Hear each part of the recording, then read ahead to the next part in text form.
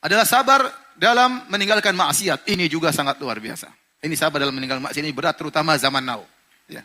Terutama zaman now, cewek-ceweknya cewek-cewek zaman now.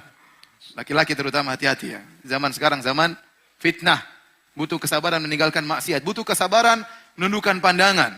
Ini butuh kesabaran ekstra luar biasa terutama zaman sekarang ya. Karena meninggalkan maksiat ini ya tidak mudah. Sekarang fitnah di mana-mana. Contoh yang paling indah adalah contoh yang disebut oleh Allah Subhanahu wa taala dalam Al-Qur'an tentang Yusuf alaihissalam. Antum sering dengar bagaimana Yusuf diuji. Alaihissalam diuji dengan ujian yang luar biasa. Sampai kata para ulama, di antaranya Syekhul Islam Ibnu Taimiyah rahimahullah taala, ujiannya Yusuf waktu dilempar di sumur masih lebih ringan daripada dia diuji waktu digoda oleh Zulaikha. Kenapa? Waktu dia dilempar di sumur itu dia ittirari, terpaksa, dia tidak ada pilihan lain. Sehingga dilempar dalam sumur terpaksa bersabar. Tetapi tatkala diuji oleh Zulaikha dia punya pilihan. Pilihan meninggalkan maksiat atau pilihan bermaksiat. Sabrun ikhtiyari, disebut dengan sabar pilihan. Nah, sabar pilihan lebih afdal daripada sabar ittirari, sabar terpaksa. Ibnu Taimiyah sebutkan bahwasanya sabarnya Yusuf waktu digoda oleh Zulaikha lebih afdal daripada sabarnya waktu dilempar dalam apa? Dalam sumur. Kenapa? Waktu dia diuji oleh Zulaikha, diuji dengan berbagai macam ujian. Di antaranya, Zulaikha sangat cantik jelita. Dia adalah istri menteri. Tidak mungkin menteri pilih istri jelek. Itu menteri nggak beres kalau pilih istri yang jelek ya. Pasti dia milih istrinya cantik. Zulaikha ini pasti cantik.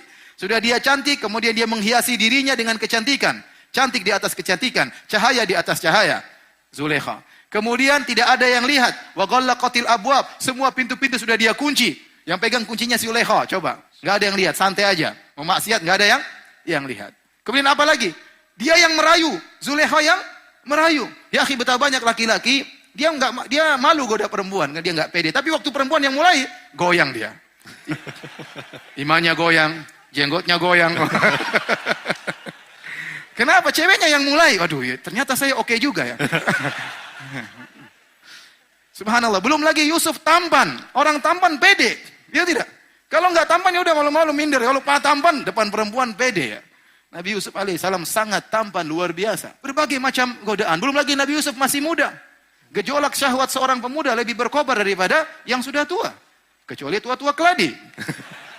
Kemudian belum lagi Nabi Yusuf gharib, jauh. Namanya orang jauh lebih mudah bermaksiat. Betapa banyak orang di Indonesia seperti orang alim. Tapi kalau dia sudah bersafar ke Eropa, dia puas-puaskan maksiatnya. Saya pernah ketemu teman, dia di suatu negara. Di situ dia ada hotel. Ya, di situ surga dunia. Perempuan model apa saja ada. Mau cewek dari mana saja ada. Ya, mau dari Rusia, mau dari Eropa, mau dari Afrika, semuanya ada. Maka dia bilang sama kawan saya, ya akhi, kapan lagi kita bisa ngerasain koktail semua ini? Kapan lagi? Ya udah lupa dia. Ya udah lupa. Udah lupa dengan istrinya, lupa dengan anaknya ya. Kenapa? Dia di luar sana, di luar negeri. Jadi kalau orang di luar terkadang berani maksiat daripada tatkala di kampung sendiri. Yusuf alaihissalam gharib, dia asing. Dia di Mesir sementara keluarganya di mana? Di Palestina. Jadi ini di antara ya godaan-godaan, namun Yusuf bayangkan apa yang dilakukan, dia kemudian lari. Kenapa dia lari? Kata para ulama, dia takut. Sampai kapan dia bisa bertahan? Sampai kapan dia bisa bersabar? Sementara kata Allah, walaqad hammat bih wa hamma biha. Sang Zulaikha sudah kebelet sama Yusuf. Kata Allah, wa hamma biha, Yusuf pun sudah tergerak. Bukan apa, dia tidak bisa tahan, dia laki-laki. Ya sama kalau kita lapar lihat makanan, ya pasti kita kepingin ya. Yusuf di depan dia perempuan sudah tinggal dia lakukan. Makanya dia kabur, kemudian dia lari meninggalkan wanita tersebut. Subhanallah, ini ujian sangat luar biasa. Siapa pemuda di zaman sekarang bisa seperti Nabi Yusuf alaihissalam? Subhanallah. Jangankan digoda sama perempuan cantik, sama perempuan pas-pasan aja KO dia. Apalagi kata orang, ya, rumput tetangga lebih hijau. Benar. Istri kita cantik ya, kita perempuan mungkin kurang cantik, tapi setan membuat menghiasi seakan-akan perempuan yang kurang cantik itu lebih cantik daripada istri kita. Padahal istri kita lebih cantik. Sehingga kita lihat lebih cantik perempuan daripada istri kita. Apalagi kalau ternyata lebih cantik dari istri kita.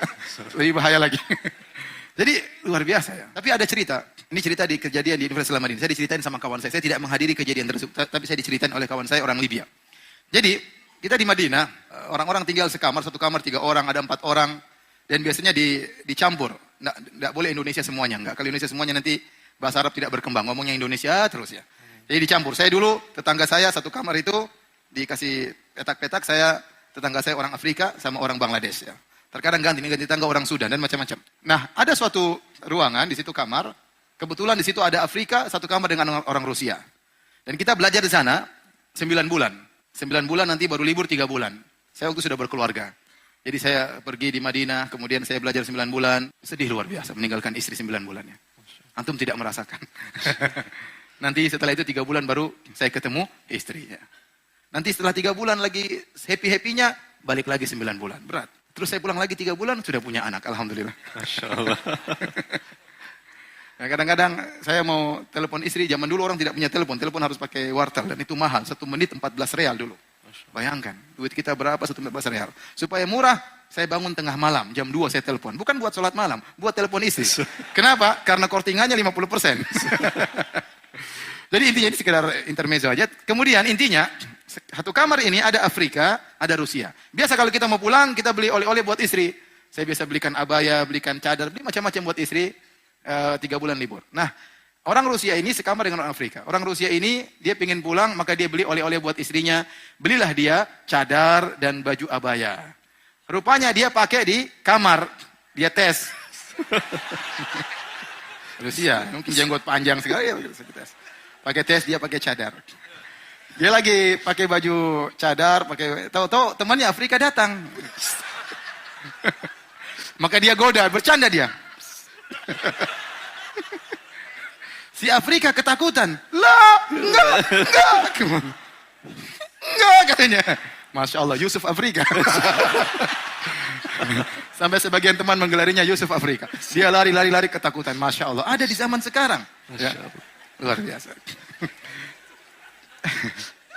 Jadi para hadirin hadirat yang mati Allah Subhanahu wa taala. Sabar, meninggalkan kemaksiatan di zaman sekarang tidak mudah. Berat. Tapi kita perlu perjuangan agar kita bisa menghindarkan diri daripada kemaksiatan tersebut.